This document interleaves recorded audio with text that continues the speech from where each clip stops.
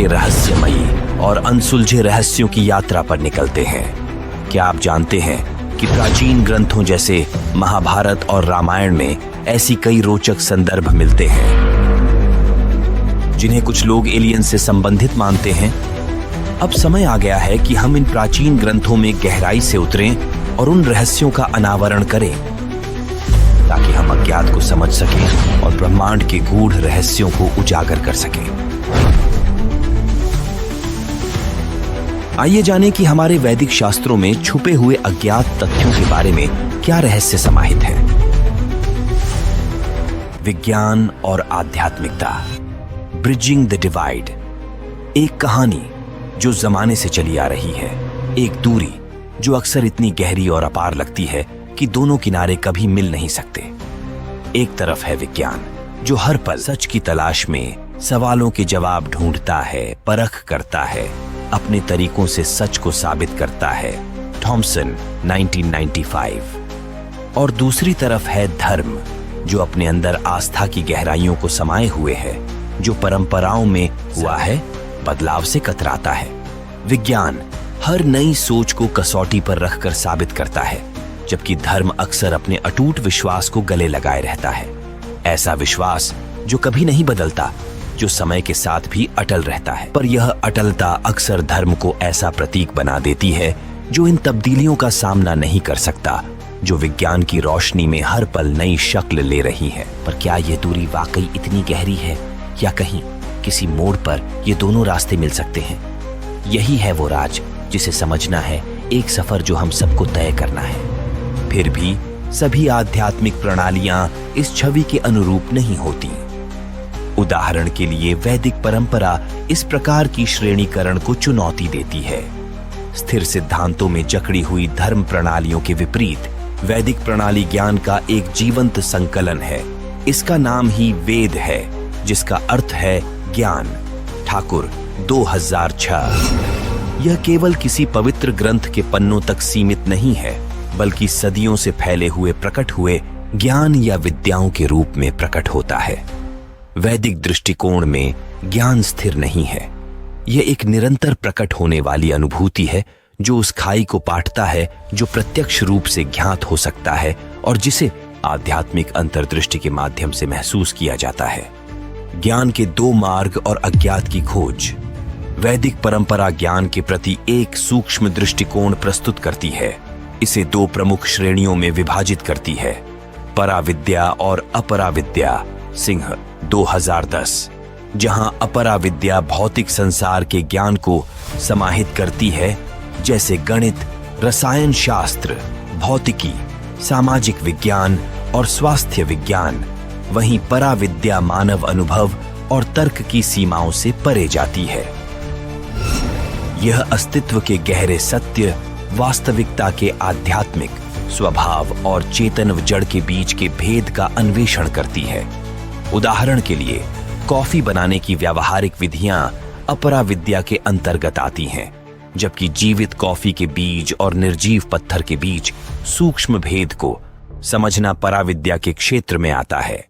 भगवद गीता, जो हिंदू धर्म के सबसे प्रतिष्ठित ग्रंथों में से एक है, पराविद्या की विशेषताओं को स्पष्ट करती है और इसे 3 गोपनीय स्तरों में विभाजित करती है: गुह्य, गोपनीय, गुह्यतरम, अधिक गोपनीय, और गुह्यतमम, सर्वाधिक गोपनीय। प्रभुपाद 2009। इस ज्ञान की पवित्रता इसकी साधारण इंद्रियों और तर्क से पहुंच से परे होने के कारण है। इसे केवल इंद्रियों या बुद्धि के माध्यम से पूरी तरह से नहीं समझा जा सकता। ऐसे गहन अंतर्दृष्टि को समझने के लिए एक आधिकारिक ज्ञान स्रोत, जिसे आचार्य या आध्यात्मिक गुरु कहा जाता है, से मार्गदर्शन लेना आवश्यक है, जो इन गहरे रहस्यों तक पहुंचने का सेतु होता है। इस परम सत्य की खोज को मार्गदर्शित करने के लिए वैदिक शास्त्र 3 मान्य ज्ञान प्राप्ति के साधन प्रस्तुत करते हैं, जिन्हें सामूहिक रूप से त्रिप्रमाण कहा जाता है। इन विधियों को लागू करके वैदिक शिक्षाएं अपने आधार को किसी स्थिर सिद्धांत पर नहीं, बल्कि एक व्यवस्थित और वैज्ञानिक ढांचे पर आधारित मानती है। सिंह 2010। यह शिक्षाएं मानव जिज्ञासा के पूरे विस्तार को संतुष्ट करने का प्रयास करती है, चाहे वे सबसे मौलिक प्रश्न हो या सबसे ऊंची आध्यात्मिक जिज्ञासाएं, जो वेदांत सूत्र के इस वाक्यांश में समाहित हैं। अथातो ब्रह्म जिज्ञासा, अब इसलिए ब्रह्म के स्वभाव की जिज्ञासा करें। प्राचीन महाभारत इस दृष्टिकोण को और सुदृढ़ करता है, ये घोषणा करते हुए कि वेदों में वर्णित हर चीज वास्तव में ब्रह्मांड के भीतर विद्यमान है और जो कुछ भी उनके दायरे के बाहर है वह वस्तुतः अस्तित्वहीन है। वैदिक जिज्ञासा और आधुनिक वैज्ञानिक अन्वेषण के बीच एक सम्मोहक संगम प्राचीन प्रश्न में निहित है, क्या पृथ्वी के बाहर भी जीवन संभव है? 20वीं सदी के मध्य में यह विज्ञान और धर्म के बीच विवाद का एक बिंदु बन गया, जब कई अनसुलझी घटनाओं ने इस विषय को हवा दी। 1940 से 1980 के दशक के बीच, विशेष रूप से द्वितीय विश्व युद्ध के समय के आसपास, संयुक्त राज्य अमेरिका में अपहरण, पशुओं की रहस्यमय मृत्यु और अन्य अजीब घटनाओं की रिपोर्टों में तेजी आई।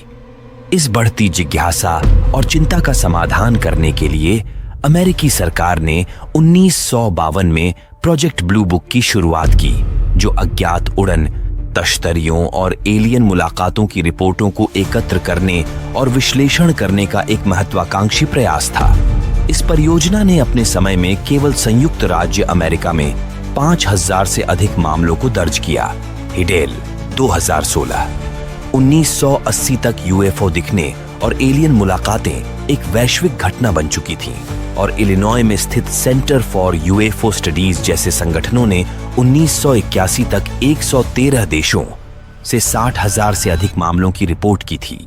इन घटनाओं में उड़न तश्तरियों को देखने से लेकर गैर स्थलीय उत्पत्ति के प्राणियों और वस्तुओं के साथ निकट संपर्क तक शामिल थे, जिनमें 2000 से अधिक घटनाएं जैविक और गैर जैविक प्राणियों से संबंधित थीं और लगभग 200 रिपोर्टें अपहरण की थीं। इन मुलाकातों को समझने में प्रमुख भूमिका निभाने वाले खगोल शास्त्री जे एलन हाइनेक थे, जिन्होंने एलियन अनुभवों को 5 अलग अलग श्रेणियों में वर्गीकृत किया, जिन्हें क्लोज एनकाउंटर सी कहा गया। उनके काम ने अज्ञात का अधिक संरचित रूप से अध्ययन करने की नींव रखी और संदेहवाद तथा विश्वास के बीच की खाई को पाटने का प्रयास किया। समझ की सीमाओं का विस्तार, निकट संपर्कों से लेकर ब्रह्मांडीय प्रश्नों तक। ब्रह्मांड की प्रतिध्वनियां, वैदिक शास्त्रों में पृथ्वी से बाहर जीवन। पृथ्वी से परे जीवन की अवधारणा लंबे समय से मानव जाति को मोहित करती आई है, लेकिन यह विचार कोई आधुनिक खोज नहीं है। वैदिक शास्त्र, जो दुनिया के सबसे प्राचीन आध्यात्मिक ग्रंथों में से हैं, ब्रह्मांड भर में जीवन के अस्तित्व का उल्लेख करते हैं। ऐसा ही एक उदाहरण पद्म पुराण में मिलता है, जिसमें जीवों का एक दिलचस्प वर्गीकरण दिया गया है। जलजा नवलक्षाणि स्थावर लक्ष्य विंशति, कृमयो रुद्र संख्यकाः पक्षिणा दशलक्षाणम त्रिंशल लक्षाणि पशवः चतुर्लक्षाणि मानुषाः। इस श्लोक का अनुवाद जीवों की अचंभित कर देने वाली विविधता को प्रकट करता है। 9 लाख जलीय प्रजातियां, 20 लाख स्थावर प्राणी जैसे पेड़ पौधे,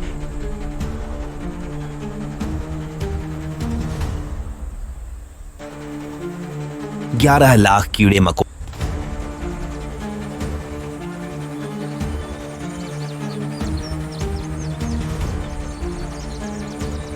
और सरीसृप, 10 लाख पक्षियों की प्रजातियां,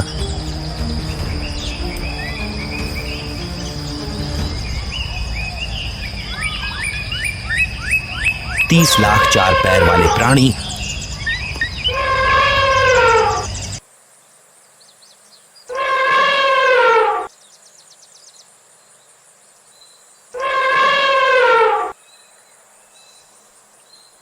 और 4 लाख मानुषी प्रजातियां। इस प्रकार की संख्या यह दर्शाती है कि वैदिक दृष्टिकोण केवल पृथ्वी तक सीमित नहीं है, बल्कि यह ज्ञात और अज्ञात दोनों प्रकार के लोकों को समाहित करता है। महाभारत और रामायण, जो वैदिक महाकाव्यों में सबसे प्रसिद्ध हैं, इन विचारों को और भी मजबूती प्रदान करते हैं। इन महाकाव्यों में प्राचीन समय से ही विभिन्न प्रजातियों के बीच संघर्षों का उल्लेख मिलता है। उदाहरण के लिए महाभारत में अर्जुन द्वारा निवातक वच नामक दानवों के साथ युद्ध का वर्णन किया गया है, जो जल के नीचे रहते थे और उनके पास उड़ने में सक्षम उन्नत यान थे। ये विवरण न केवल अन्य दुनिया के प्राणियों के साथ मुठभेड़ों की ओर संकेत करते हैं, बल्कि यह भी सुझाव देते हैं कि प्राचीन काल में अत्याधुनिक प्रौद्योगिकी अस्तित्व में थी, जो मानव विकास पर बाहरी सभ्यताओं के प्रभाव की ओर इशारा करती है। इसी तरह भागवत पुराण दशम स्कंध अध्याय 76 में द्वारका के लोगों और राजा शाल्व के बीच युद्ध का वर्णन मिलता है, जिसमें शाल्व ने एक उड़न तश्तरी का उपयोग किया जो असाधारण हथियारों और क्षमताओं से सुसज्जित थी, जो मानव समझ से परे थी। हालांकि यह टेक्नोलॉजी स्पष्ट रूप से एलियन के रूप में वर्णित नहीं है, परंतु उन्नत उड़ान यान इस बात का संकेत देते हैं कि मानव क्षेत्र से परे किसी शक्ति का ज्ञान और प्रभाव था। वाल्मीकि रामायण भी रोचक दृष्टिकोण प्रस्तुत करती है। सुंदरकांड के 8वें अध्याय के 6ठे श्लोक में भूतगणों का उल्लेख मिलता है, जो एक एलियन जैसी जाति थी, जिनके पास असाधारण क्षमताएं थीं। वहंती या कुंडल शोभितानना महाशणा व्योमचरा निशाचरा विवृत्त विध्वस्त विशाल लोचना महाजवा भूतगणा सहस्रशः। यह श्लोक बताता है कि वे अद्भुत विमान आकाश में अत्यधिक गति से विचरण कर रहे थे, जिन्हें बड़े बड़े गोल नेत्रों वाले सिर पर हेलमेट लगाए हजारों प्राणी चला रहे थे। इन विमानों का उल्लेख, जिनकी क्षमताएं उस समय ज्ञात किसी भी प्रौद्योगिकी से कहीं आगे थीं, इस विचार को और पुष्ट करता है कि बाहरी या अन्य आयामी प्राणियों के साथ संपर्क ने मानव इतिहास को प्रभावित किया हो सकता है। विभिन्न वैदिक ग्रंथों में इस प्रकार के विवरण यह सुझाव देते हैं कि हमारे विश्व के परे की सभ्यताओं ने मानव विकास पर अपनी छाप छोड़ी है। ये कथाएं कई रोमांचक सवाल उठाती हैं। क्या विभिन्न प्रजातियों के युद्ध, देवताओं और आकाशीय यानों की कहानियां वास्तव में बाहरी बुद्धिमत्ता के साथ ऐतिहासिक मुठभेड़ों की प्रतिध्वनि है? यदि ऐसा है, तो यह हमें पौराणिक कथाओं, इतिहास और विज्ञान की सीमाओं पर पुनर्विचार करने के लिए चुनौती देता है और प्राचीन ज्ञान की गहराई में एक और गहन अन्वेषण का निमंत्रण देता है। वैदिक दृष्टिकोण के अनुसार भगवद गीता, उपनिषदों और पुराणों जैसे ग्रंथों में वर्णित है कि ब्रह्मांड में मौजूद सभी जीव एक दूसरे से जुड़े हुए हैं और एक समान आध्यात्मिक तत्व, जिसे आत्मा या चेतन आत्मा कहा जाता है, को साझा करते हैं। भगवद गीता अध्याय 3 के अनुसार ब्रह्मांड की रचना ब्रह्मा द्वारा की गई थी और प्रजापतियों, जो मूलभूत जीव हैं, ने पूरे ब्रह्मांड में विभिन्न जीवन रूपों की रचना की। इन प्रजापतियों द्वारा रचे गए सभी जीव आपस में गहराई से जुड़े हैं और एक परस्पर निर्भर संबंध में सह अस्तित्व रखते हैं, जिसे प्रवर्तितन चक्रम या आपसी निर्भरता का चक्र कहा जाता है।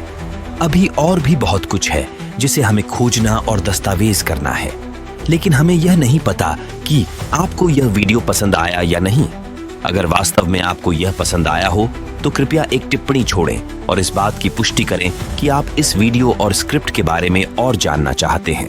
हम इस विषय पर आगे और शोध करेंगे ताकि वैदिक साक्ष्यों के आधार पर एलियंस और पृथ्वी के बाहर जीवन के अस्तित्व की खोज कर सकें। कृपया इस वीडियो को लाइक, शेयर और सब्सक्राइब करें ताकि आप वैदिक ब्रह्मांड विज्ञान पर ऐसे ही और दिलचस्प वीडियो देख सकें। स्क्रीन पर आप वैदिक ज्योतिष और ब्रह्मांड विज्ञान से जुड़े अन्य वीडियो देख सकते हैं, उन्हें भी जरूर देखें। इस वीडियो को देखने के लिए धन्यवाद।